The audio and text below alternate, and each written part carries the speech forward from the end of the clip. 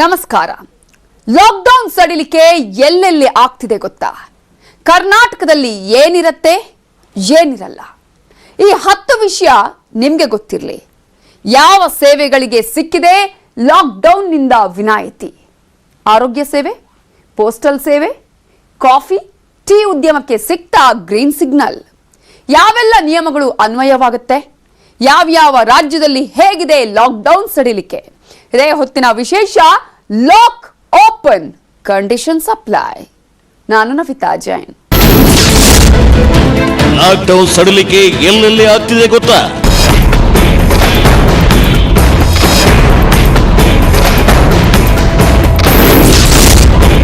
ಕರ್ನಾಟಕದಲ್ಲಿ ಏನಿರುತ್ತೆ ಏನಿರಲ್ಲ,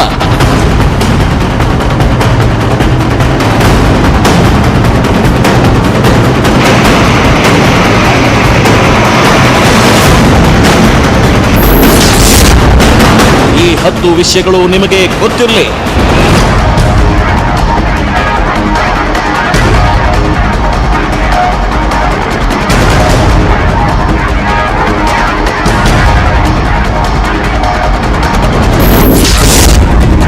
lock open, conditions apply.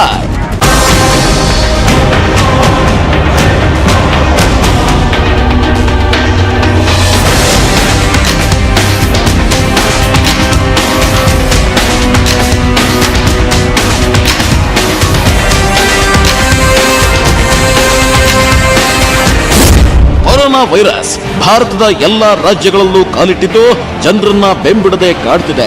Corona ಹೆಣೆದ ಗುಪ್ತ ವ್ಯೂಹದಲ್ಲಿ ಸಿಲುಕಿದ ಜನ ಭಯಭೀತರಾಗಿದ್ದಾರೆ. ಕೊರೋನಾ ಸಂಕಷ್ಟದ ಸಂಕೋಲೆಯಲ್ಲಿ ಇಡೀ ದೇಶವೇ ಬಂದಿಯಾಗಿದೆ. ಉತ್ತರದ ಕಾಶ್ಮೀರದಿಂದ ಹಿಡಿದು ದಕ್ಷಿಣದ ಕನ್ಯಾಕುಮಾರಿವರೆಗೂ ಕೋವಿಡ್-19 ವೈರಸ್ ಸಿಡಿಲಿನಂತೆ ಅಪ್ಪಳಿಸಿದೆ. ಕೊರೋನಾ ಹೆಣೆದ ಅಭೇದ್ಯ ಕೋಟೆಯೊಳಗೆ 130 ಕೋಟಿ ಜನ ಸಿಲುಕೊಂಡಿದ್ದಾರೆ. ಕೊರೋನಾ ದೇಶಕ್ಕೆ ಕಾಲಿಟ್ಟಾಗ್ಲಿಂದಲೂ ಜನ ಒಂದಲ್ಲ ಒಂದು ರೀತಿ ಸಂಕಷ್ಟ ಅನುಭವಿಸ್ತಾನೆ ಇದ್ದಾರೆ. ಕೊರೋನಾ ಭಾಷೆ, ಗಡಿ, ಬಡವ, ಶ್ರೀಮಂತ, ಸ್ಲಂ, ಬಂಗಲೆ, ಹೀಗೆ ಎಲ್ಲೆಯನ್ನು ಮೀರಿ ಹಬ್ಬಿದೆ.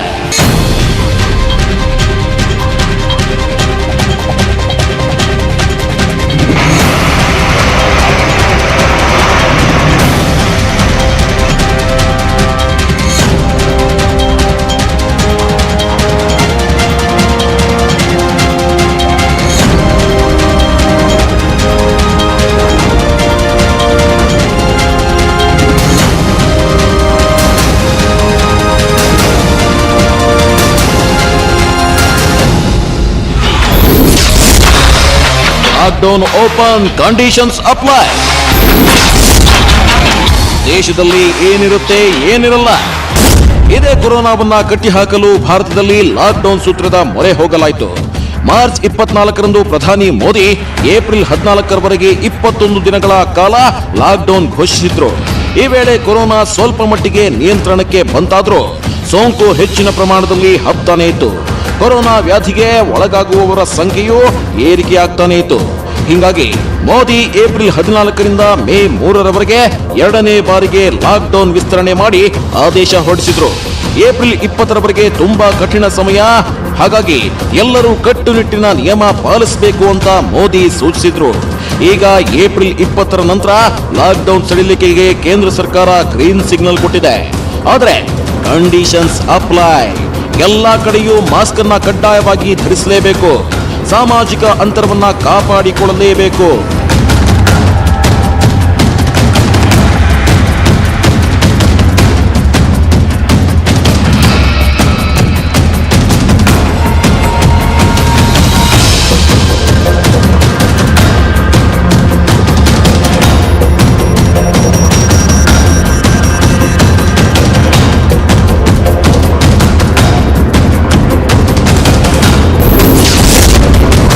ಕರ್ನಾಟಕದಲ್ಲಿ ಲಾಕ್ಡೌನ್ ಸಡಿಲಿಕೆ ಆಗುತ್ತಾ? ಕೇಂದ್ರ ಕೂಡ ಏಪ್ರಿಲ್ 20ರ ನಂತರ ಲಾಕ್ಡೌನ್ ಸಡಿಲಿಕೆಗೆ ಲೆಕ್ಕಾಚಾರ ಹಾಕ್ತಿತ್ತು. ಹಾಗಾದ್ರೆ ಕರ್ನಾಟಕದಲ್ಲಿ ಯಾವ ರೀತಿ ಸನ್ನಿವೇಶ ಇದೆ? ಲಾಕ್ಡೌನ್ಗೆ ರಿಲ್ಯಾಕ್ಸ್ ಸಿಗುತ್ತಾ? ಕೆಲವೊಂದು ಸೇವೆಗಳಿಗೆ ಅವಕಾಶ ಮಾಡಿಕೊಳ್ಳಲಾಗುತ್ತಾ? ಮಹಾರಾಷ್ಟ್ರ, ಕೇರಳ, ದಿಲ್ಲಿ, ತಮಿಳುನಾಡು, ಪಂಜಾಬ್ ಸೇರಿದಂತೆ ಹಲವು ರಾಜ್ಯಗಳಲ್ಲಿ ಲಾಕ್ಡೌನ್ ಸಡಿಲಿಕೆ ಆಗುತ್ತಾ? ಹಾಗಾದ್ರೆ ಅದರ ರೂಪುರೇಷೆ ಏನು ಅನ್ನೋದನ್ನ ನೋಡೋಣ. ಆದ್ರೆ ಅದಕ್ಕೂ ಮುಂಚೆ ಲಾಕ್ಡೌನ್ ಸಡಿಲಿಕೆ ಆದ್ರೆ ಯಾವೆಲ್ಲ ರೀತಿಯ ಸೇವೆಗಳು ಲಭ್ಯವಿರುತ್ತೆ ಅನ್ನೋದನ್ನ ಒಂದೊಂದಾಗಿ ನೋಡ್ತಾ ಹೋಗೋಣ.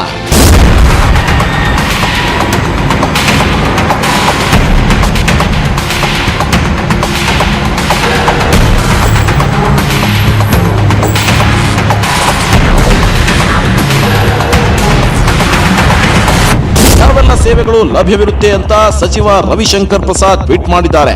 ಇವೆಲ್ಲವನ್ನ ಒಂದೊಂದಾಗಿ ನೋಡ್ತಾ ಹೋಗೋಣ.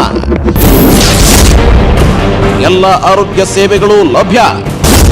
ದೇಶದಲ್ಲಿ ಲಾಕ್ಡೌನ್ ಜಾರಿಯಾದಾಗಲಿಂದಲೂ ದೇಶದ ಆರ್ಥಿಕತೆ ಕುಸಿದಿದೆ. ಪ್ರತಿಯೊಂದು ಕ್ಷೇತ್ರವೂ ಕೂಡ ನಷ್ಟದಿಂದ ಬಳಲ್ತಿದೆ. ಕೆಲ ವರ್ಗಗಳ ಹಿತದೃಷ್ಟಿ ಹಾಗೂ ಆರ್ಥಿಕ ಸಬಲೀಕರಣಕ್ಕಾಗಿ ಲಾಕ್ಡೌನ್ ಸಡಿಲಿಕೆ ಮಾಡಲಾಗಿದೆ. ಲಾಕ್ಡೌನ್ ಸಡಿಲಿಕೆ ಬಳಿಕ ಎಲ್ಲ ಆರೋಗ್ಯ ಸೇವೆಗಳು ಕೂಡ ತೆರೆದಿರುತ್ತೆ. ಆಸ್ಪತ್ರೆ, ಲ್ಯಾಬ್, ಮೆಡಿಕಲ್ ಶಾಪ್ಗಳು ಹಾಗೂ ಇದರೊಂದಿಗೆ ಸರ್ಕಾರದ ಆಯುಷ್ ಸೇವೆ ಕೂಡ ತೆರೆದಿರುತ್ತೆ. ಹಾಗಾಗಿ ಫಲಾನುಭವಿಗಳು ಆಯುಷ್ ಸೇವೆಯ ಲಾಭವನ್ನ ಪಡೆಯಬಹುದು.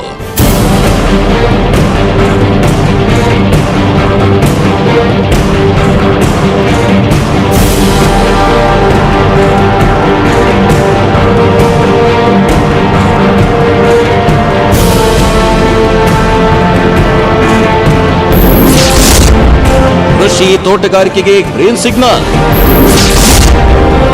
ಮೀನುಗಾರಿಕೆಗೆ ಕೇಂದ್ರದಿಂದ ಪರ್ಮಿಷನ್.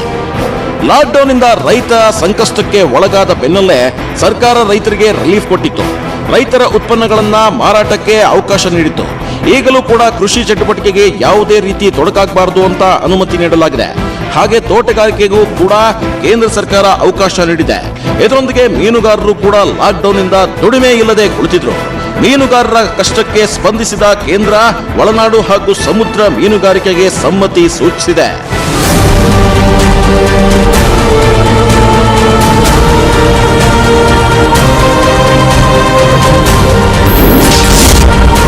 ಕಾಫಿ, ಟೀ ಉದ್ಯಮದಲ್ಲಿ 50% ಕಾರ್ಮಿಕರಿಗೆ ಅವಕಾಶ.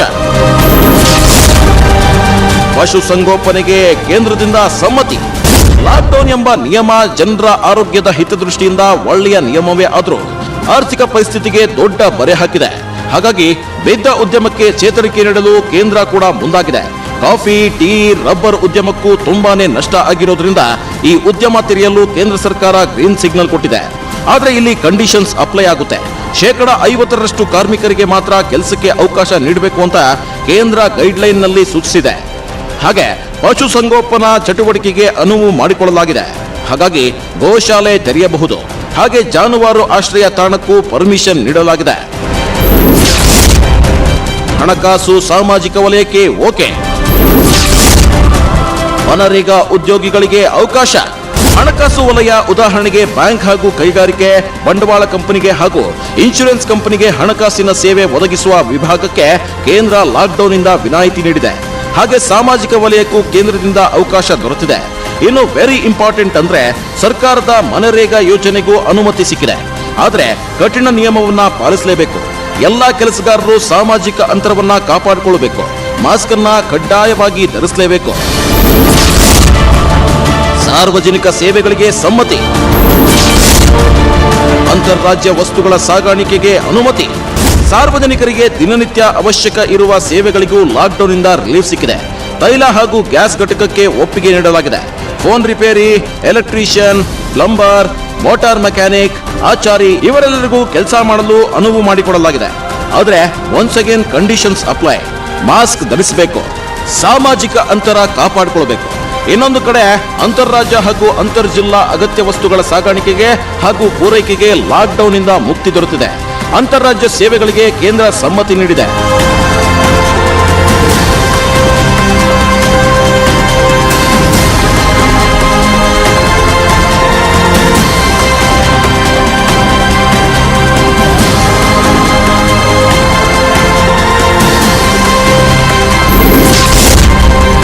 ಆನ್ಲೈನ್ ಕೋಚಿಂಗ್ಗೆ ಪ್ರೋತ್ಸಾಹ. ಲಾಕ್ಡೌನ್ ಸ್ವಯಂ ದಿಗ್ಬಂಧನದಿಂದ ವಿದ್ಯಾರ್ಥಿಗಳ ಪರಿಸ್ಥಿತಿ ತ್ರಿಶಂಕು ರೀತಿ ಆಗ್ಬಿಟ್ಟಿದೆ. ಲಾಕ್ಡೌನ್ ಘೋಷಣೆಯಾದ ಬೆನ್ನಲ್ಲೇ ಶೈಕ್ಷಣಿಕ ಸಂಸ್ಥೆಗಳನ್ನು ಕೂಡ ಕ್ಲೋಸ್ ಮಾಡಲಾಯಿತು. ಇದರಿಂದ ವಿದ್ಯಾರ್ಥಿಗಳಿಗೆ ಸಂಕಷ್ಟ ಎದುರಾಯಿತು. ಹಲವು ಶೈಕ್ಷಣಿಕ ಸಂಸ್ಥೆಗಳಲ್ಲಿ ಇನ್ನೂ ಕೂಡ ಸಿಲೆಬಸ್ ಮುಗಿಸಿರಲಿಲ್ಲ. ಕೆಲವು ಕಡೆ ಪರೀಕ್ಷೆ ನಡೀತಿತ್ತು. PUC, SSLC ಪರೀಕ್ಷೆಯನ್ನ ಮುಂದೂಡಲಾಯಿತು. ಇದರಿಂದ ವಿದ್ಯಾರ್ಥಿಗಳು ಟೆನ್ಷನ್ಗೆ ಒಳಗಾಗಿದ್ರು.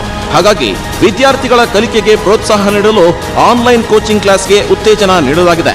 ಶಿಕ್ಷಕರು ಈಗ ಆನ್ಲೈನ್ ಮೂಲಕವೇ ವಿದ್ಯಾರ್ಥಿಗಳಿಗೆ ಕೋಚಿಂಗ್ ನೀಡಬಹುದು.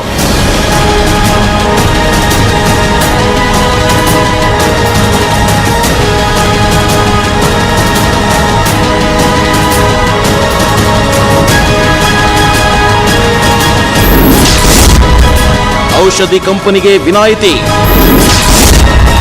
ಪೋಸ್ಟಲ್ ಸೇವೆಗೆ ಗ್ರೀನ್ ಸಿಗ್ನಲ್. ಲಾಕ್ಡೌನ್ ಜಾರಿಯಾದಾಗಲಿಂದಲೂ ವೈದ್ಯಕೀಯ ಕ್ಷೇತ್ರಕ್ಕೆ ವಿನಾಯಿತಿ ನೀಡಲಾಗಿತ್ತು. ಈಗಲೂ ಕೂಡ ಅಷ್ಟೇ. ಮೆಡಿಸಿನ್ ತಯಾರಿಸೋ ಔಷಧಿ ಕಂಪನಿ ಹಾಗೆ ವೈದ್ಯಕೀಯ ಸಲಕರಣೆಗಳನ್ನ ತಯಾರಿಸೋ ಕಾರ್ಖಾನೆ ತೆರೆದಿರುತ್ತೆ. ಹಾಗೆ ನಿಮಗೆ ಪೋಸ್ಟ್ ಆಫೀಸ್ ನಲ್ಲಿ ಏನಾದರೂ ಕೆಲಸವಿದ್ರೆ ನಿಶ್ಚಿಂತೆಯಿಂದ ಇರಬಹುದು. ಯಾಕಂದ್ರೆ ಪೋಸ್ಟ್ ಆಫೀಸ್ ಸರಿಯಲ್ಲಿದ್ದು ಪೋಸ್ಟಲ್ ಸೇವೆ ಜಾರಿ ಇರುತ್ತೆ. ಹಾಗೆ ಸರ್ಕಾರಿ ಸೇವೆಯ ಕಾಲ್ ಸೆಂಟರ್ ಕೂಡ ದಿನದ 24 ಗಂಟೆಯೂ ತೆರೆದಿರುತ್ತೆ. ಕಟ್ಟಡ ನಿರ್ಮಾಣಕ್ಕೆ ಅವಕಾಶ, ಅಗತ್ಯ ವಸ್ತುಗಳ ಉತ್ಪಾದನೆಯ ಕೈಗಾರಿಕೆಗೆ ಸಮ್ಮತಿ. ಈಗಾಗಲೇ ನಿರ್ಮಾಣ ಹಂತದಲ್ಲಿರುವ ಕಟ್ಟಡ ಕಾಮಗಾರಿಗೆ ಅವಕಾಶ ನೀಡಲಾಗುವುದು. ಎಲ್ಲಿಯೂ ಕಾರ್ಮಿಕರು ಸಾಮಾಜಿಕ ಅಂತರ ಕಾಪಾಡಿಕೊಂಡು ಕೆಲಸ ಮಾಡಬೇಕು ಅಂತ ಕೇಂದ್ರ ಸೂಚಿಸಿದೆ. ಯಾರು ಈ ಕಟ್ಟಡ ನಿರ್ಮಾಣದ ಗುತ್ತಿಗೆ ವಹಿಸಿಕೊಂಡಿರ್ತಾರೋ ಅವರು ಈ ಬಗ್ಗೆ ಜವಾಬ್ದಾರಿ ವಹಿಸಿಕೊಳ್ಬೇಕು. ಹಾಗೆ ಅಗತ್ಯ ವಸ್ತುಗಳನ್ನ ಪೂರೈಸೋ ಕೈಗಾರಿಕೆಗೆ ಗ್ರೀನ್ ಸಿಗ್ನಲ್ ಸಿಕ್ಕಿದೆ. ಖಾಸಗಿ ಹಾಗೂ ಸರ್ಕಾರಿ 2 ಕೈಗಾರಿಕೆಗಳಿಗೂ ಅನುಮತಿ ನೀಡಲಾಗಿದೆ. ಹಾಗೆ ವಾಣಿಜ್ಯ ಮತ್ತು ಖಾಸಗಿ ಎಸ್ಟಾಬ್ಲಿಷ್ಮೆಂಟ್ಗಳಿಗೆ ಲಾಕ್ಡೌನ್ನಿಂದ ವಿನಾಯಿತಿ ದೊರೆತಿದೆ. ತುರ್ತು ಸೇವೆ, ಖಾಸಗಿ ವಾಹನ ಅಗತ್ಯ ಸೇವೆಗೆ ಸೇರ್ಪಡೆ. ಕೇಂದ್ರ ರಾಜ್ಯ ಸರ್ಕಾರಿ ಕಚೇರಿಗಳು ಓಪನ್. ತುರ್ತು ಸೇವಾ ಖಾಸಗಿ ವಾಹನಗಳು, ವೈದ್ಯಕೀಯ ಮತ್ತು ಪಶು ವೈದ್ಯಕೀಯ ಆರೈಕೆ ವಾಹನಗಳನ್ನ ಅಗತ್ಯ ಸೇವಾ ಪಟ್ಟಿಯಲ್ಲಿ ಸೇರಿಸಲಾಗಿದೆ. ಅದರಂತೆ ಇವುಗಳ ಓಡಾಟಕ್ಕೆ ವಿನಾಯಿತಿ ಘೋಷಣೆ ಮಾಡಲಾಗಿದೆ. ಇಷ್ಟೇ ಅಲ್ಲದೆ ಅಗತ್ಯ ವಸ್ತು ತಯಾರಿಕಾ ಸಿಬ್ಬಂದಿಯ ಓಡಾಟಕ್ಕೆ ವಿನಾಯಿತಿ ಘೋಷಣೆ ಮಾಡಲಾಗಿದೆ. ಈ ಕುರಿತು ಕೇಂದ್ರ ಗೃಹ ಸಚಿವಾಲಯ ಎಲ್ಲಾ ರಾಜ್ಯ ಹಾಗೂ ಕೇಂದ್ರಾಡಳಿತ ಪ್ರದೇಶಗಳಿಗೆ ಸೂಕ್ತ ಮಾರ್ಗಸೂಚಿಗಳನ್ನು ಬಿಡುಗಡೆ ಮಾಡಿದೆ. ಎಂದಿನಂತೆ ಕೇಂದ್ರ ಹಾಗೂ ರಾಜ್ಯ ಸರ್ಕಾರದ ಅಡಿ ಬರುವ ಎಲ್ಲಾ ಸರ್ಕಾರಿ ಕಚೇರಿಗಳು ಕೂಡ ತೆರೆದಿರುತ್ತೆ. ಬ್ಯಾಂಕ್, ಕಂದಾಯ ಇಲಾಖೆ, ಪಿಡಬ್ಲ್ಯೂಡಿ ಸೇರಿದಂತೆ ಅನೇಕ ಕಚೇರಿಗಳು ಕಾರ್ಯನಿರ್ವಹಿಸಲಿದೆ. ಹಾಗಾಗಿ ಜನ ಯಾವುದೇ ರೀತಿ ಟೆನ್ಷನ್ಗೆ ಒಳಗಾಗುವ ಅವಶ್ಯಕತೆ ಇಲ್ಲ. ನಿಮ್ಮ ಕೆಲಸಗಳನ್ನ ನೀವು ಸರಾಗವಾಗಿ ಮಾಡಿಕೊಳ್ಳಬಹುದು. ಹಾಗೆ ಗ್ರಾಮೀಣ ಇಲಾಖೆಯಲ್ಲಿ ಉದ್ಯೋಗ ಮಾಡುವವರಿಗೆ ಒಪ್ಪಿಗೆ ಸೂಚಿಸಲಾಗಿದೆ. ಆದರೆ ಇವರೆಲ್ಲರಿಗೂ ಕಡ್ಡಾಯವಾಗಿ ನಿಯಮಗಳು ಅನ್ವಯವಾಗುತ್ತೆ. ಎಲ್ಲರೂ ಮಾಸ್ಕ್ ಧರಿಸಬೇಕು, ಸಾಮಾಜಿಕ ಅಂತರ ಕಾಯ್ದುಕೊಳ್ಳಬೇಕು.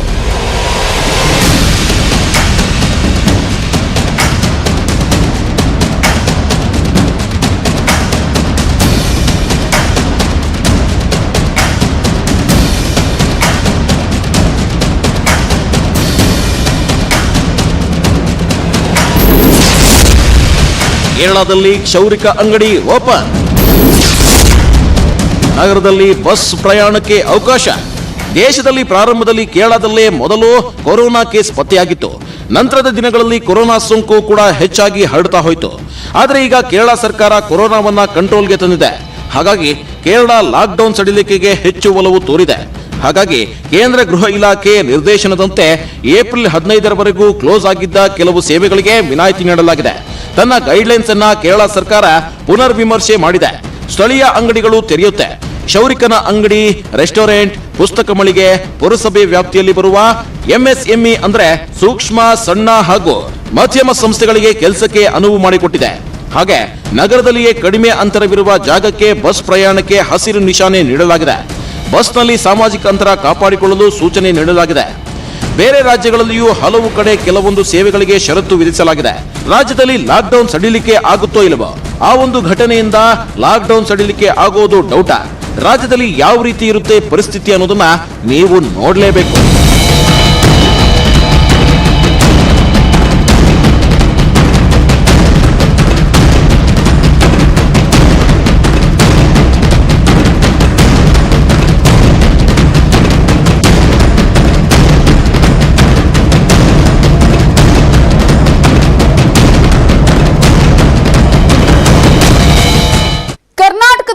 ಲಾಕ್ಡೌನ್ ಸಡಿಲಿಕೆ ಇಲ್ವಾ? ಪಾದರಾಯನಪುರ ಘಟನೆಯಿಂದ ಈ ನಿರ್ಧಾರಕ್ಕೆ ಬಂತ ಸರ್ಕಾರ. ಯಾವ್ಯಾವ ರಾಜ್ಯದಲ್ಲಿ ದಿಗ್ಬಂಧನಕ್ಕೆ ಸಿಕ್ಕಿದೆ ರಿಲ್ಯಾಕ್ಸ್, ಯಾವ ರಾಜ್ಯಗಳಲ್ಲಿ ಮುಂದುವರೆದಿದೆ ನಿರ್ಬಂಧ, ಈ ಬಗ್ಗೆ ಹೇಳ್ತೀವಿ ಒಂದು ಚಿಕ್ಕ ಬ್ರೇಕ್ನ ನಂತರ. ರಾಜ್ಯದಲ್ಲಿ ಲಾಕ್ಡೌನ್ನಿಂದ ಜನರಿಗೆ ರಿಲ್ಯಾಕ್ಸ್ ಇಲ್ವಾ? ಪಾದರಾಯನಪುರದ ಘಟನೆಯಿಂದ ಮತ್ತಷ್ಟು ಸ್ಟ್ರಿಕ್ಟ್ ಆಯ್ತಾ ದಿಗ್ಬಂಧನ? ಯಾವೆಲ್ಲ ರಾಜ್ಯಗಳಲ್ಲಿ ಹೇಗಿರಲಿದೆ, ಲಾಕ್ಡೌನ್ ಸಡಿಲಿಕೆ. ಆಂಧ್ರದಲ್ಲಿ ಮೇ 7ರವರೆಗೂ ಮುಂದುವರಿಯುತ್ತಾ ಈ ಲಾಕ್ಡೌನ್. ಈ ಬಗ್ಗೆ ಪಿನ್ ಟು ಪಿನ್ ಡೀಟೇಲ್ಸ್ ಇಲ್ಲಿದೆ ನೋಡಿ. ಪಾದರಾಯನಪುರ ಘಟನೆಗೆ ಎಲ್ಲೆಡೆ ಆಕ್ರೋಶ. ಲಾಕ್ಡೌನ್ ಸಡಿಲಿಕೆಗೆ ತಾತ್ಕಾಲಿಕ ಬ್ರೇಕ್. ಬಡವರು ಕೂಲಿ ಕಾರ್ಮಿಕರ ಕಷ್ಟ ಅರಿತ ಕೇಂದ್ರ ಸರ್ಕಾರ ಏಪ್ರಿಲ್ 20ಕ್ಕೆ ಲಾಕ್ಡೌನ್ ಸಡಿಲಿಕೆ ಬಗ್ಗೆ ಒಪ್ಪಿಗೆ ಸೂಚಿಸಿತ್ತು. ಅದಕ್ಕೆ ಹಲವು ರಾಜ್ಯಗಳು ಸಹಮತ ಕೂಡ ವ್ಯಕ್ತಪಡಿಸಿದ್ವು. ಕರ್ನಾಟಕ ಸರ್ಕಾರ ಕೂಡ ಈ ಬಗ್ಗೆ ಚಿಂತನೆ ನಡೆಸುತ್ತಿತ್ತು. ಆದರೆ ಏಪ್ರಿಲ್ 19ರ ತಡರಾತ್ರಿ ಆ ಒಂದು ಘಟನೆ ನಡೆಯಲಿಲ್ಲ ಅಂದಿದ್ರೆ ಬಹುಶಃ ರಾಜ್ಯದಲ್ಲೂ ಲಾಕ್ಡೌನ್ ಸಡಿಲಿಕೆ ಆಗ್ತಿತ್ತೇನೋ. ಮೇ 3ರವರೆಗೆ ಈಗಿರೋದಕ್ಕಿಂತ ಇನ್ನು ಬಿಗಿಯಾದ ಕ್ರಮ ಕೈಗೊಂಡು ಅದು ಮುಂದುವರಿಸ್ತೇವೆ. ಕೇರಳದಲ್ಲಿ, ಉತ್ತರ ಪ್ರದೇಶದಲ್ಲಿ ಯಾವ ರೀತಿ ಅದೊಂದು ಶಿಕ್ಷಾರ್ಹ ಅಪರಾಧ ಅಂತಾಗಿದೆ, ಅದೇ ರೀತಿ ಒಂದು ಸುಗ್ರೀವಾಜ್ಞೆಯನ್ನು ಹೊರಡಿಸಿ ಬಿಗಿ ಕ್ರಮವನ್ನು ಕೈಗೊಳ್ಳುತ್ತೇವೆ. ಬೇರೆ ರಾಜ್ಯಗಳಲ್ಲಿರುತ್ತಾ ಲಾಕ್ಡೌನ್ ಸಡಿಲಿಕೆ, ದಿಲ್ಲಿಯಲ್ಲಿ ನಿರ್ಬಂಧ ಮುಂದುವರಿಕೆ, ಇವೆಲ್ಲ ಕರ್ನಾಟಕದ ಬಗ್ಗೆ ಆದರೆ ದೇಶದ ಇನ್ನೂ ಹಲವು ರಾಜ್ಯಗಳಲ್ಲಿ ಲಾಕ್ಡೌನ್ ಸಡಿಲಿಕೆ ಇರುತ್ತೋ ಇರೋಲ್ವೋ, ನಿರ್ಬಂಧ ಮುಂದುವರಿಯುತ್ತಾ ಅನ್ನೋದನ್ನ ನೋಡೋಣ. ರಾಷ್ಟ್ರ ರಾಜಧಾನಿ ದಿಲ್ಲಿಯ ವಿಚಾರಕ್ಕೆ ಬಂದ್ರೆ ಕೊರೋನಾ ವ್ಯಾಧಿಯಿಂದ ಬಳಲುತ್ತಿರೋದ್ರಲ್ಲಿ ಅಗ್ರಪಂಕ್ತಿಯಲ್ಲಿದೆ. 2,000ಕ್ಕೂ ಹೆಚ್ಚು ಕೊರೋನಾ ಸೋಂಕಿತರಿದ್ರೆ 40ಕ್ಕೂ ಹೆಚ್ಚು ಜನ ಸಾವನ್ನಪ್ಪಿದ್ದಾರೆ. ದಿಲ್ಲಿಯಲ್ಲಿ ಪರಿಸ್ಥಿತಿ ಸೂಕ್ಷ್ಮವಾಗಿರೋದ್ರಿಂದ ಲಾಕ್ಡೌನ್ ನಿರ್ಬಂಧ ಮುಂದುವರಿಯಲಿದೆ. ಮೇ 3ರವರೆಗೆ ಯಾವುದೇ ರೀತಿ ರಿಲ್ಯಾಕ್ಸ್ ಇಲ್ಲ ಅಂತ ಸ್ವತಃ ಸಿಎಂ ಅರವಿಂದ್ ಕೇಜ್ರಿವಾಲ್ ಹೇಳಿದ್ದಾರೆ.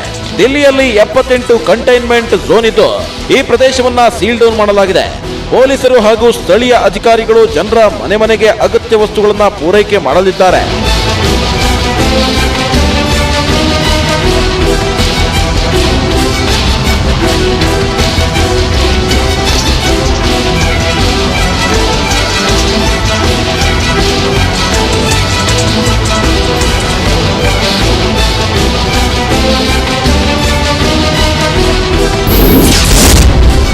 ಮಹಾರಾಷ್ಟ್ರದಲ್ಲಿ ಸೀಮಿತ ಸಡಿಲಿಕೆ.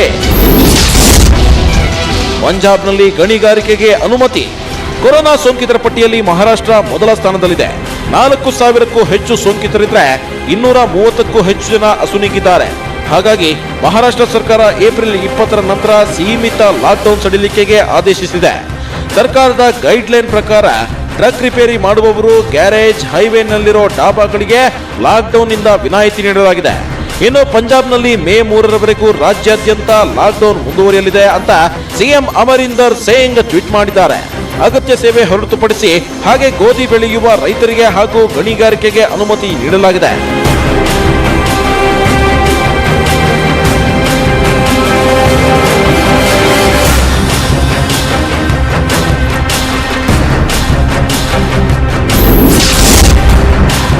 ಯುಪಿಯಲ್ಲಿ ಕೆಲವೆಡೆ ಲಾಕ್ಡೌನ್ ಸಡಿಲ.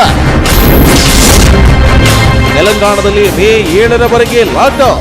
ಉತ್ತರ ಪ್ರದೇಶದಲ್ಲಿ 1000ಕ್ಕೂ ಹೆಚ್ಚು ಜನ ಕೊರೋನಾ ಸೋಂಕಿಗೆ ತುತ್ತಾಗಿದ್ರೆ 15ಕ್ಕೂ ಹೆಚ್ಚು ಜನ ಸಾವನ್ನಪ್ಪಿದ್ದಾರೆ. ಇಲ್ಲಿ ಹಸಿರು ವಲಯದಲ್ಲಿ ಲಾಕ್ಡೌನ್ ಸಡಿಲಿಕೆ ಮಾಡಲಾಗಿದೆ. ಹಾಗೆ ಲಕ್ನೌ ಹಾಗೂ ಗೌತಮ್ ಬುದ್ಧ ನಗರದಲ್ಲಿ ಯಾವುದೇ ರೀತಿ ರಿಲ್ಯಾಕ್ಸ್ ಇಲ್ಲ.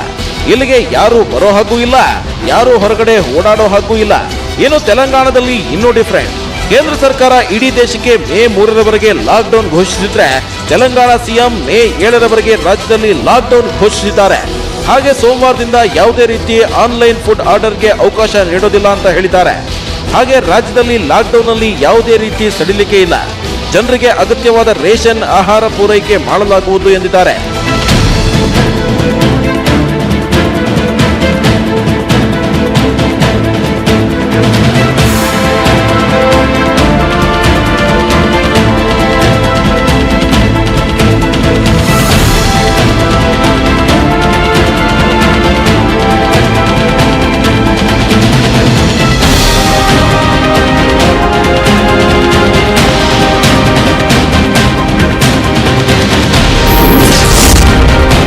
ಮಧ್ಯಪ್ರದೇಶದಲ್ಲಿ ಮುಖ್ಯ ಕೆಲಸಕ್ಕೆ ವಿನಾಯಿತಿ. ಛತ್ತೀಸ್ಗಢದಲ್ಲಿ ಆರ್ಥಿಕ ಚಟುವಟಿಕೆಗೆ ರಿಲ್ಯಾಕ್ಸ್. ಮಧ್ಯಪ್ರದೇಶ ಕೂಡ ಕಳೆದ 3-4 ದಿನಗಳಿಂದ ಕೊರೋನಾ ಅತಿ ಹೆಚ್ಚಾಗಿ ವ್ಯಾಧಿಗೆ ಒಳಗಾಗಿದೆ. 1400ಕ್ಕೂ ಹೆಚ್ಚು ಪ್ರಕರಣಗಳು ಪತ್ತೆಯಾಗಿವೆ. ಹಾಗಾಗಿ ರಾಜ್ಯದಲ್ಲಿ ಹೆಚ್ಚಿನ ನಿಗಾ ವಹಿಸಲಾಗಿದೆ. ಇಲ್ಲಿ ಕೃಷಿ, ರಸ್ತೆ ಕಾಮಗಾರಿ, ಕಟ್ಟಡ ಕಾಮಗಾರಿ, ಮನ್ರೇಗಾ ಕೆಲಸಕ್ಕೆ ಮಾತ್ರ ಅನುಮತಿ ನೀಡಲಾಗುವುದು ಅಂತ ಎಂಪಿ ಸಿಎಂ ಶಿವರಾಜ್ ಸಿಂಗ್ ಚೌಹಾಣ್ ಹೇಳಿದ್ದಾರೆ. ಇನ್ನು ಛತ್ತೀಸ್ಗಢದಲ್ಲಿ ಸೀಮಿತ ಆರ್ಥಿಕ ಚಟುವಟಿಕೆಗೆ ಅವಕಾಶ ನೀಡಲಾಗಿದೆ. ಹಾಗೆ ಮನ್ರೇಗಾ ಯೋಜನೆಯಡಿ ಕೆಲಸ ಮಾಡುವ ಕಾರ್ಮಿಕರಿಗೂ ಅವಕಾಶ ನೀಡಲಾಗಿದೆ.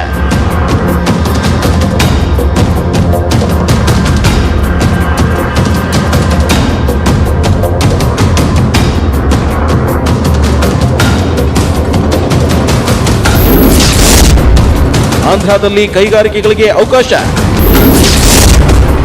ರಾಜಸ್ಥಾನದಲ್ಲಿ ನಿರ್ಬಂಧ ಸಡಿಲಿಕೆ. ಆಂಧ್ರದಲ್ಲಿ ಕೊರೋನಾ ಹೊರತಾದ ಪ್ರದೇಶಗಳಲ್ಲಿ ಕೈಗಾರಿಕೆಗಳ ಚಟುವಟಿಕೆಗೆ ಅವಕಾಶ ನೀಡಲು ಸರ್ಕಾರ ಮುಂದಾಗಿದೆ. ಇನ್ನು ರಾಜಸ್ಥಾನದಲ್ಲಿ ಕಟ್ಟಡ ನಿರ್ಮಾಣ, ಸರಕು ಸಾಗಣೆ ವಾಹನಗಳು, ತರಕಾರಿ, ಮಾಂಸದ ಅಂಗಡಿಗಳಿಗೆ ಗ್ರೀನ್ ಸಿಗ್ನಲ್ ನೀಡಲಾಗಿದೆ. ಇನ್ನು ಅಸ್ಸಾಂನಲ್ಲಿ 53% ಸರ್ಕಾರಿ ಸಿಬ್ಬಂದಿಗೆ ಕೆಲಸಕ್ಕೆ ಹಾಜರಾಗಲು ಅನುಮತಿ ನೀಡಿದೆ. ಸ್ವಚ್ಛತೆ ಕಾಪಾಡಿಕೊಳ್ಳಲು ಸೂಚಿಸಿದೆ.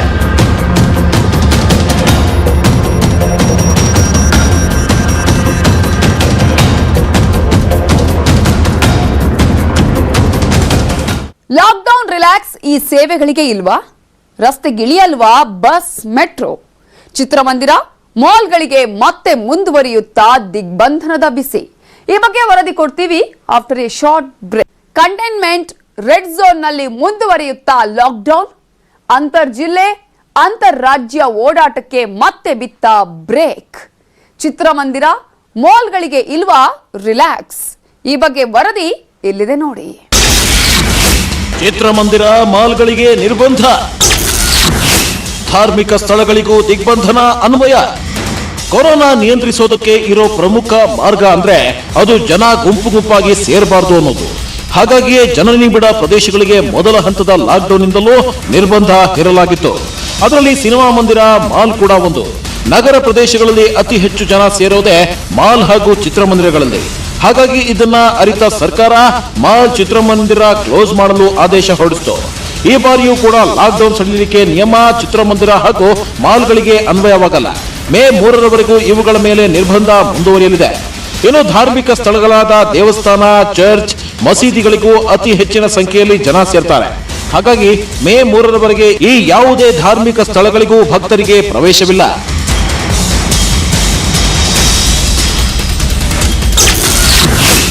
ಶೈಕ್ಷಣಿಕ ಸಂಸ್ಥೆಗಳಿಗೆ ನೋರ್ಲಿ. ಫೋನ್, ಆಟೋಮೊಬೈಲ್ ಕಂಪನಿ ಬಂದ್. ಲಾಕ್ಡೌನ್ ಸಡಿಲಿಕೆ ಶೈಕ್ಷಣಿಕ ಸಂಸ್ಥೆಗಳಿಗೂ ಅಪ್ಲೈ ಆಗಲ್ಲ.